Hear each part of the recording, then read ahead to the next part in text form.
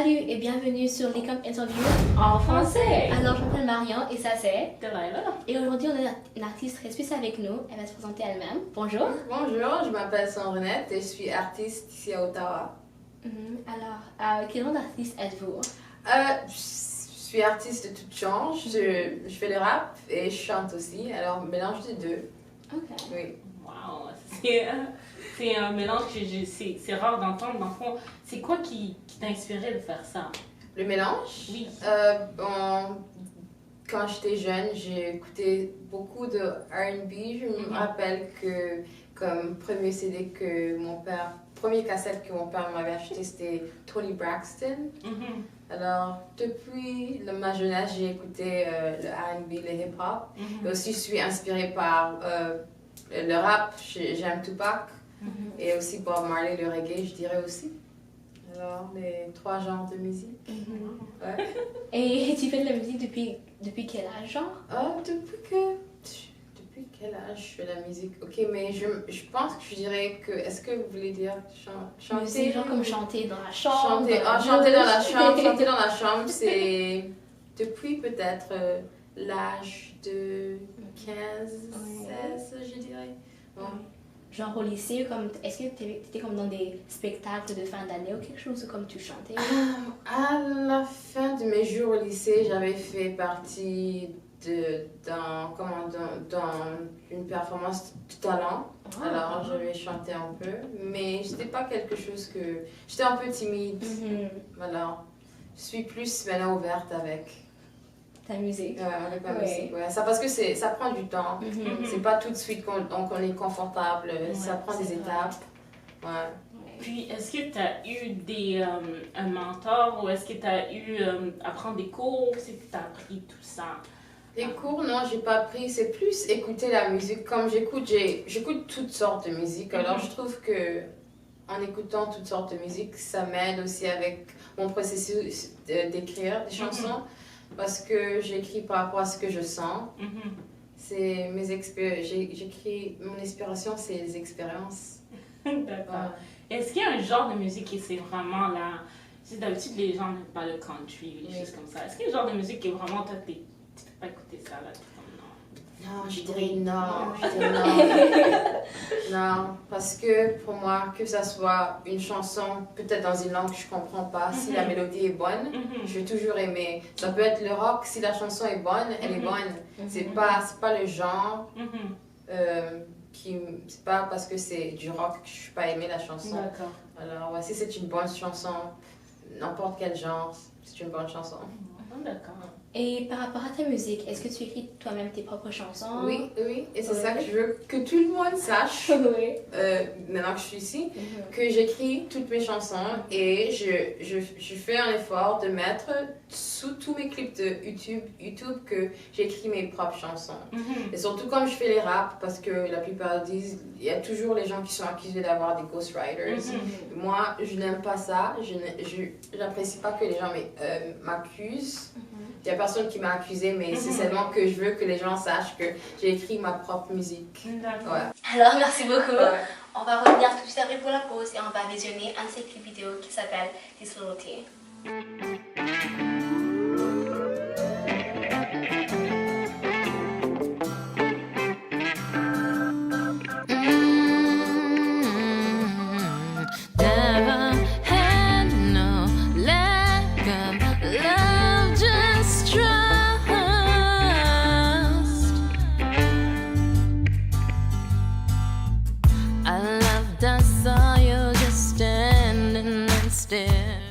Alors, nous sommes de retour d'après la pause. Vous écoutez L'Ecom Interview en français. Alors, nous avons ici Sandrinette, qui dans le fond vient de voir une vidéoclip de ta chanson Disloyalty. Sandrinette, est-ce que tu peux nous dire un peu la chanson, c'est de qui tu parles?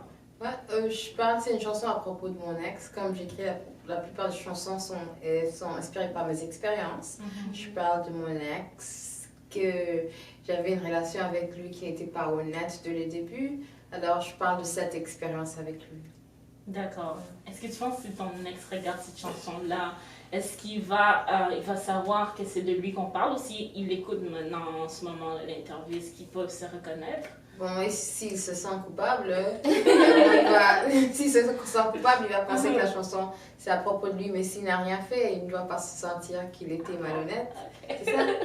Donc, j'imagine que tu l'as pas comme prévenu en avance. Oh, hey, j'ai écrit une chanson sur toi. Non, pas du tout, parce que la relation était passée. C'est une séparation qui s'est passée il y a quelques années.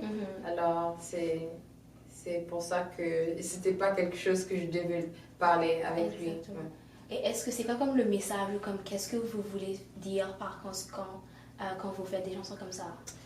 C'est pas vrai, je ne sais pas si je dirais un message, mais comme c'est plus m'exprimer. C'est mon expérience, c'est pas mon expérience, c'est une expérience commune. La plupart des gens vivent cette expérience, que ce soit femme ou homme.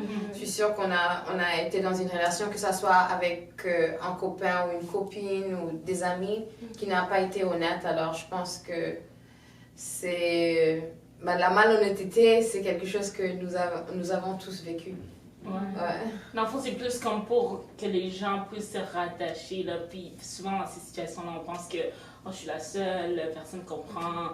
Mais on écoute Et quand tu sens cette émotion, tu peux écouter cette chanson c'est parce que je pense qu'on doit sentir toute émotion. Si tu as envie de pleurer, tu pleures. Et moi, il y a des fois que je me sens un peu, peut-être, il y a des jours que je me réveille, j'ai envie de pleurer, peut-être je vais mettre une chanson qui me fait plus pleurer, mais j'ai pas envie d'échapper cette émotion. J'ai envie de sentir ça pour que c'est comme pour que comment on dit, ça fait partie de avancer. Ça. Et à part la musique, est-ce qu'il y a d'autres moyens pour comme te libérer ou comme parler de tes sentiments? Mais j'aime écrire aussi, comme j'ai étudié le journalisme, j'aime faire la recherche sur la culture et aussi parler des choses certaines, comment on dit, comme le racisme et tout. Exactement. Ouais, des sujets comme ça m'intéressent beaucoup. C'est impressionnant. Alors, dans le fond, est-ce que vous avez quand vous écrivez ces articles, est-ce que c'était ici à Ottawa? Avec, comment on dit, le freelance, c'est plutôt n'importe où qu'on écrit. Alors, c'est plus les articles en ligne que des publications en ligne. D'accord. Et puis, est-ce que vous voyagez pour faire ça? Il y a pas longtemps, avant que je vienne vivre à Ottawa, je vivais à Halifax. Et alors là-bas, je pratiquais plus le journalisme. D'accord. Ouais.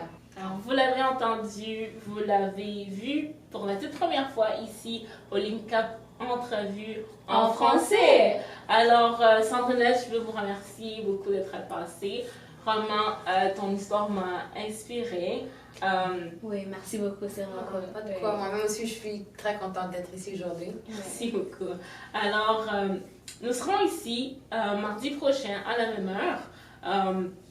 N'oubliez pas d'aimer, vous abonner, partager. On veut savoir vos commentaires, donc n'hésitez pas à nous faire savoir ce que vous en pensez. Et puis pour Sandrinette, nous allons partager ses médias sociaux dans la boîte d'infos ici en bas. Donc allez écouter, elle a beaucoup plus de chansons sur YouTube, puis elle a beaucoup plus à donner, beaucoup plus d'histoires à nous inspirer. Alors sur ce, au revoir. Link up, where you there?